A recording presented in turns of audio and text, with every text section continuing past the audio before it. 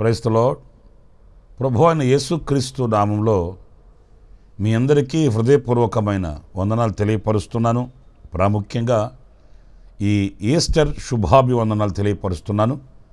విశేషమైన దీవెన, అత్యున్నతమైన కృప నా దేవుడు మీకు సమృద్ధిగా అనుగ్రహించునుగాక.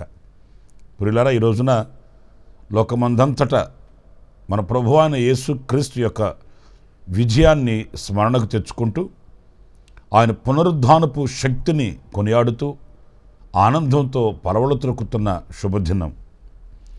ఎందుకంటే లోకంలో ఎవ్వరూ చేయలేని గొప్ప కార్యాన్ని ప్రభు మన కొరకు చేశాడు. ఆయన ఈ లోకానికి దిగివచ్చి మన యొక్క పాప పరిహారార్థమై ఆయన సిలువలో మరణించి సమాధి చేయబడి మరల పునరుద్ధానుడై ఆయన సమాధి గుండెను చీల్చి లేచాడు. జయవీరుడు, జయశాలి. అంతటి గొప్ప మహత్తరమైన గొప్ప కార్యాన్ని ప్రభు చేశాడు కనుక ఈరోజు మనం అంతా ఆనందించగలుగుతున్నాము, సంతోషించగలుగుతున్నాము. అన్నింటికంటే మిన్న మన మీద మోపబడిన కాడిని యేసుక్రీస్తు మరణము ద్వారా విరగగొట్టాడు, మనల్ని స్వతంత్రులుగా చేశాడు. ఈరోజు సమాధిని గెలిచి లేచిన తండ్రి మనకు ఒక నూతన జీవాన్ని ప్రసాదించాడు. మన మీద మోపబడి ఉన్న ఆ పాపపు పత్రాన్ని ఆయన సిలువలో మేకులకు దిగగొట్టాడు. గొప్ప క్రయధనమును చెల్లించాడు, విమోచన ప్రకటించాడు. ఈరోజు మనం స్వతంత్రులమయ్యాము, అనర్గళంగా ఆరాధించగలిగినటువంటి కృపను పొందుకున్నాము. తండ్రి, నానా, అబ్బా అని పిలిచే స్వీకృత పుత్రాత్మను పొందుకున్నాము. మనం ఆయనకి సమీపస్థులమయ్యాము, ఆయనకి సన్నిహితులమయ్యాము, ఆయనతో నివాసం చేస్తున్నాము. ఇది గొప్ప ధన్యతగా మనం భావించాలి. ఎందుకంటే మనము గతం చీకటిలో ఉన్నాము, ఇప్పుడైతే వెలుగులో ఉన్నాము. మనం చీకటి సంబంధుల వలె గతంలో ఉన్నాము, ఇప్పుడు వెలుగు సంబంధులమై ఆయనతో అడుగులు నేర్చుకున్నాము, ఆయనతో అడుగులు వేస్తున్నాము. అందుకు దేవునికి మహిమ కలుగునుగాక. పిల్లల ఎన్ని స్తుతులు చెల్లించిన ఆయన రుణం మనం తీర్చుకోలేమండి. ఎందుకంటే మనకు డబ్బు సహాయం చేసేవాళ్ళు ఉండొచ్చు, తోడుగా నిలిచేవాళ్ళు ఉండొచ్చు, కానీ మనల్ని బ్రతికించే వాళ్ళు ఎవరున్నారండి? మనల్ని జీవంలోనికి దాటించే శక్తి ఎవరికొందండి? ఎవరికి లేదు. ఆయనే మనకు ప్రాణదాత, ఆయనే మనకు ఆరోగ్య ప్రదాత. గనుక ఆయనను స్తుతించి ఆరాధించడానికి ఏమాత్రం మనము వెనుకంజ వేయకూడదు. అనర్గళంగా, ఆర్భాటంగా ఆయనను ఆరాధించాలి, ఆయన స్తుతించాలి. దేవదూతల సహితం ఆయనను గూర్చి పాటలు పాడుతున్నారు. వేల సంవత్సరాల కొలది పరిశుద్ధుడు, పరిశుద్ధుడు, పరిశుద్ధుడని ఈనాటికని గాన ప్రతిగానములతో ఆయనను ఆరాధిస్తూ ఉన్నారు. అంతటి మహామహిమ కలిగిన దేవునిని మనం ఆరాధించడం అనేది ఇది మనం చేసుకున్న ధన్యత, ఆయన ఇచ్చిన భాగ్యమని మనం ఏనాడు కూడా మర్చిపోకూడదు. ఒక విశేషమైన వార్త పరిశుద్ధ గ్రంథంలో మనం చదువుతామండి. యోహాను సువార్త 20వ అధ్యాయం 1వ వాక్యంలో గమనిస్తే, ఆదివారమున ఇంకనూ చీకటి ఉన్నప్పుడు మగ్దలేనే మరియ పెందలకడ సమాధి యొద్దకు వచ్చి సమాధి మీద ఉండిన రాయి తీయబడి ఉండుట చూచెను. ఇది కాస్త మనకు ఆశ్చర్యాన్ని కలిగిస్తుందండి. ఆదివారమున ఇంకనూ చీకటి ఉండగానే మగ్దలేని మరియ, ఆ తల్లి, ఆమె వేవేకునే పెందలకడనే సమాధి యొద్దకు వెళ్ళిందట. ఈ చరిత్ర మనకు బాగా తెలుసు, మనం చాలా కాలం నుంచి ధ్యానించుకుంటూ ఉంటాము. అయితే ఒక చిన్న మాట నేను మీతో చెప్పాలి. అదేంటంటే, ఆమె సమాధి యొద్దకు వెళ్ళగానే అక్కడ సమాధి మీద ఉంచబడిన రాయిని తీయబడి ఉండుట ఆమె చూచిందట. పిల్లలు గమనించండి, ఆమె సమాధి యొద్దకు రాకమునిపే ఆ సమాధి మీద ఉన్న రాయిని దేవదూతను పంపి ఆ రాయిని తొలగించి వేశాడు. వాస్తవంగా వాళ్ళు ఏమని అనుకుంటూ వస్తున్నారంటే, మన కొరకు ఆ రాతిని ఎవరు తొలగిస్తారు? మన కొరకు ఆ బండను ఎవరు తొలగిస్తారు అంటే వేరొకని సహాయం మనకు కావాలి కదా అన్నట్లుగా వాళ్ళు ఆలోచిస్తూ వస్తున్నారండి. మనం కూడా చాలా సందర్భాల్లో కొన్ని కార్యాలు మనం చూడాలి అనుకున్నప్పుడు కొన్ని విషయాలలో మనకు ఎవరైనా సహాయం చేయాలి కదా. మనకు ఎవరున్నారు? మనకు ఎవరు ఆ సహాయాన్ని చేసి పెడతారు? మనల్ని గురించి ఎవరు మాట్లాడుతారు? మనకు ఎవరు ఇంత సహాయం చేసి మనకు తోడ్పడతారు? ఇలాంటి ఆలోచనలు మన మనసులో మెదులుతుంటాయండి. కానీ ఆయనను ప్రేమించే వారికి ఎలా సమకూర్చి జరిగిస్తాడు, ఆయనను ప్రేమించే వారిని ఎలా ఘనపరుస్తాడు, ఆయనను ప్రేమించిన వారికి ఎలాంటి గొప్ప కార్యాలు చేస్తాడనేది ఈ వాక్యంలో మనం స్పష్టంగా గమనించవచ్చండి. ఆమె అక్కడికి రాకమునిపే ఆయన సమస్తం సిద్ధపరిచి పెట్టాడు. అక్కడ వాళ్ళ హృదయంలో ఉన్న ఆలోచనలకు తగినట్లుగానే వాళ్ళు అక్కడికి వచ్చి దారిని పోయే వాళ్ళని ఎవరినో పిలిచి, అయ్యా మా ప్రభువుకి సుగంధ ద్రవ్యాలు పూయడానికి మేము వచ్చాము, కాస్త ఆ రాతిని తొలగించండి అని ఒకరి దగ్గరికి వెళ్ళి చేతులు చాపక మునిపే, ఒకరి దగ్గరికి వెళ్ళి బతిమాలు కొనక మునిపే, ఒకరి దగ్గరికి వెళ్ళి సహాయం చేయమని అర్జించక మునిపే, ఒకరి దగ్గరికి వెళ్ళి చేతులు చాపేటట్లు మన ప్రభు చేయడండి. సహాయాన్ని వేడుకునేటట్లుగా ఆయన మనల్ని చేయడండి. ఆయన సర్వశక్తి కలిగిన దేవుడు తమ బిడ్డల్ని రోషము కలిగిన వాడిని నడిపిస్తాడు. దేవుని పరిశుద్ధ నామానికి మహిమ కలుగునుగాక. రోషము కలిగిన నాయకునిగా, కాపరిగా, వైద్యునిగా, దేవునిగా ఆయన నడిపిస్తాడండి. మనం ఏదో అగచాట్లు పడిపోయి కంగారు పడిపోయి అల్లాడిపోతూ ఎవరి దగ్గరకో వెళ్ళి వాళ్ళ పాదాలు పట్టుకొని వీళ్ళ పాదాలు పట్టుకొని వాళ్ళని బతిమాలుకొని వీళ్ళని బతిమాలుకునేటట్లు ఆయన చేయడు. వాక్యం కూడా చెప్తుంది, మిమ్మల్ని పైవానిగా ఉంచుతానే కానీ కిందవానిగా ఉంచను, తలగా ఉంచుతానే కానీ తోకగా ఉంచను అని వాక్యం చెప్తుంది. నా ప్రియమైన సహోదరులారా, ఆమె అక్కడికి వెళ్ళక మునిపే ఆటంకాలన్నీ తొలగించి, అభ్యంతరాలన్నీ తొలగించి, ఆ బండను తొలగించిన దేవుడు మనతో కూడా ఉన్నాడు కదా. ఆయన మన మధ్యలో ఉన్నాడు కదా, సజీవుడై ఉన్నాడు కదా. ఆయన చనిపోయి సమాధి చేయబడి ఆయన శరీరం కుళ్ళు పట్టిపోయి అంతటితో చరిత్ర సమాధి చేయబడిన చరిత్ర కాదు, మన ప్రభు అయిన యేసుక్రీస్తు యొక్క సుచరిత్ర. అది జీవము కలిగిన చరిత్ర, సమాధిని గెలిచి లేచిన చరిత్ర. సృష్టిలో ఇది ఒక వినూత్నమైన కార్యం అండి, ఇది ఒక శక్తి కలిగిన కార్యం అండి. గనుక నా ప్రియమైన సహోదరులారా, ఆనాడు ఆమె కొరకు సమస్తమును ఆయన సమకూర్చి పెట్టిన దేవుడు ఈనాటికి మనతో ఉన్నాడు. మన కార్యాలన్నీ కూడా ఆయన సమకూర్చి పెడతాడండి. మన ఆశను తీరుస్తాడు, మన హృదయ అభిలాషను తీరుస్తాడు. ఆనాడు ఉన్న దేవుడు ఈనాడు కూడా సజీవుడై ఉన్నాడు. ఆత్మస్వరూపిగా, అదృశ్య దేవునిగా ఆయన మన మధ్యలో సంచరించుచున్న దేవుడండి. మనం ఆశపడాలనే కానీ, మనం కోరుకోవాలనే కానీ, మనము అక్కడికి వెళ్ళక మునిపే. మీరు ఇంకొక మాట కూడా మీతో చెప్తానండి. అబ్రహాముని దేవుడు కోరుకున్నాడు, నీవు అమితముగా ప్రేమించుచున్న నీ ఒక్కగానొక్క కుమారుని తీసుకొని మౌర్య దేశమందు నేను చూపించే ఆ పర్వతం మీద నీవు దహన బలి అర్పించాలి అన్నాడు. ఈ చరిత్ర మనకు బాగా తెలిసిందే. కానీ ఒక మాట చెప్పనా, అబ్రహాము వెంటనే కుమారుని తీసుకున్నాడు, కత్తె, కట్టెలు, నిప్పు చేతబట్టుకున్నాడు, పనివారిని తీసుకొని బయలుదేరి వెళ్ళిపోయాడండి. మనం ధ్యానించవలసిన ఒక విషయం చెప్తాను చూడండి. అక్కడికి వెళ్ళి కట్టెలు పేర్చి బలిపీఠమును కట్టి, మరి కుమారుడైన ఇస్సాకు కాళ్ళు చేతులు కట్టి బలిపీఠం మీద పెట్టి కత్తి పైకెత్తాడు. ఇక్కడ మీరు కొంచెం గమనించండి. వెంటనే ఆకాశంలో నుండి ఒక స్వరం, అబ్రహాం, ఆ చిన్నవాడి మీద నీవు చెయ్యి వేయకు, నీవు దేవునికి భయపడేవాడవని ఇందు మూలముగా నాకు తెలిసింది అంటూ ఏమన్నాడు చూడండి. ఆదికాండం 22వ అధ్యాయం 13వ వాక్యం. అప్పుడు అబ్రహాము కనులెత్తి చూడగా పొదలో కొమ్ములు తగులుకొని ఉన్న ఒక పొట్టేలు వెనుక తట్టున కనబడెను. అబ్రహాము వెళ్ళి ఆ పొట్టేలును పట్టుకొని తన కుమారునికి మారుగా పెట్టి దహన బలి అర్పించెను. ఇక్కడ నేను మీతో చెప్పాలనుకున్న మాట ఏంటంటే, ప్రభు అంటాడు, చిన్నవాడి మీద కత్తి వేయకో. మరేం చేయాలి? అదిగో అక్కడ చూడు అంటే అబ్రహాం అలా చూశాడు. అక్కడ పొదలో ఉన్న ఒక పొట్టేలు. నేను అంటాను, ఆ పొట్టేలు అక్కడికి ఎలా వచ్చింది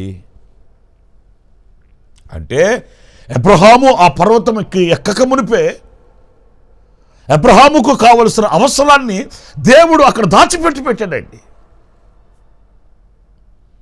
అక్కడికి వెళ్ళిన తర్వాత ఇదిగో 3 కిలోమీటర్లకు వెళ్ళు, ఏమైనా దొరుకుతుందేమో పరిశీలించు. అక్కడ అప్పటికప్పుడు సిద్ధపరచుకోవడం కాదు.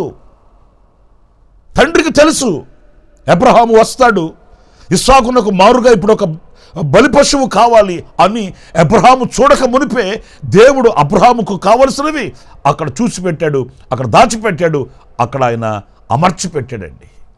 అలా చూడమంటే చూశాడు, అక్కడ పొదలో పొట్టేలు ఉందండి. ఈరోజు నేను ఒక మాట చెప్తున్నాను, మనకెందుకండి చింత? పిల్లలు ఎదుగుతున్నారు, వాళ్ళకి భవిష్యత్తు ఏంటో, పిల్లలు ఎదుగుతున్నారు, వాళ్ళ వివాహాలు ఏంటో, పిల్లలు ఎదుగుతున్నారు, వాళ్ళ ఉద్యోగాలు ఎవరు చూస్తారు, నా ఇల్లు ఎవరు కడతారు, ఇలాంటి ప్రశ్నలు మన మనస్సును వేధిస్తుంటాయి. అవసరం లేదు. నీ భారము యెహోవా మీద మోపము, ఆయన నీ హృదయ వాంఛను తీరుస్తాడని దేవుని వాక్యం చెప్తుందండి. ప్రియమైన దేవుని బిడ్డలారా, అబ్రహాము పర్వతానికి ఎక్కక మునిపే ఆ పొదలో పొట్టేలను దాచిపెట్టిన దేవుడు నీకు కావలసిన అవసరాన్ని, మనకు కావలసిన అవసరాన్ని ఆయన ఎందుకు అమర్చడు, ఎందుకు వాటిని సిద్ధపరిచి మన కోరికను నెరవేర్చడు అనేది మనం నేర్చుకోవాలి. ధైర్యంతో ముందుకు సాగాలండి. మరి ఆనాడు దేవుడు పాత నిబంధన భక్తుడైన అబ్రహామునే అంత జాగ్రత్తగా నడిపిస్తే ఆయన స్వరక్తము చేత కొనబడిన స్వకీయ సాంపాద్యం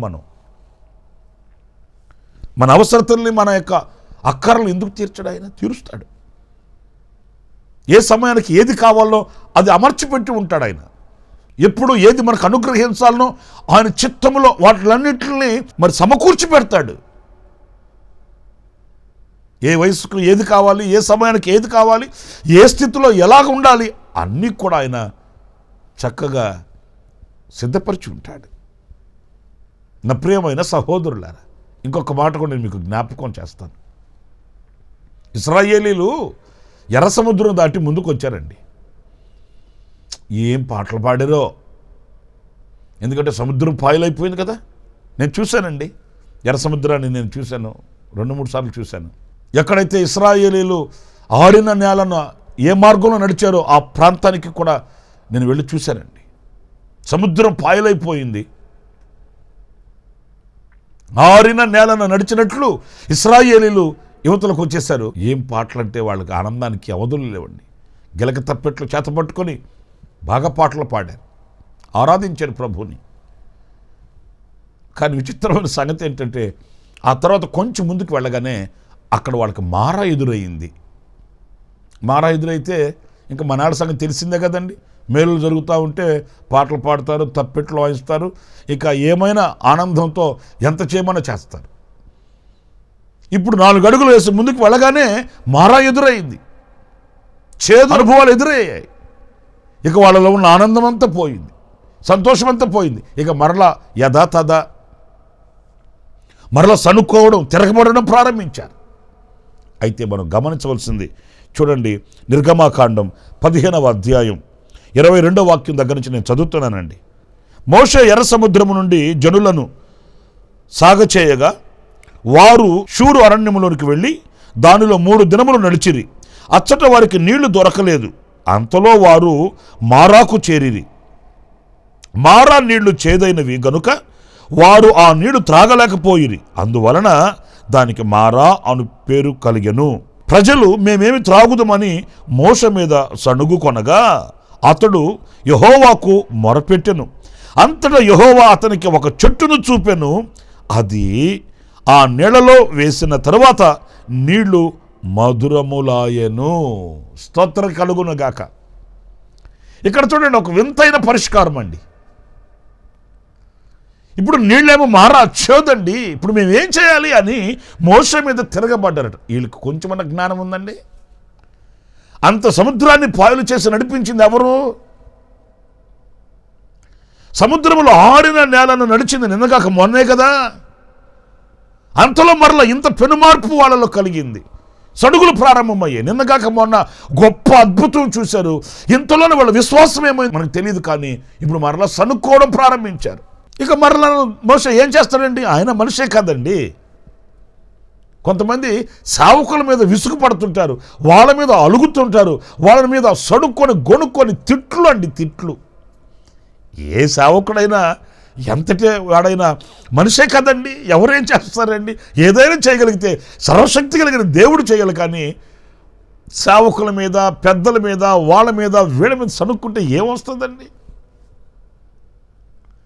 ఇక పాపం మోషే ఏం చేశాడు? తిన్నగా వెళ్ళి, ఆయనకు తెలిసింది అదొకటే కదండి, వీళ్ళకి తెలియకపోయినా ఆయనకి తెలిసింది అదొకటే కదా, ప్రభు మీద ఆధారపడడం, ప్రభువుకు చెప్పుకోవడం, ఆయనకి కష్ట నష్టాలు ఆయనకి వివరించుకోవడమే కదా మరి ఆ సేవకునికి తెలిసేది.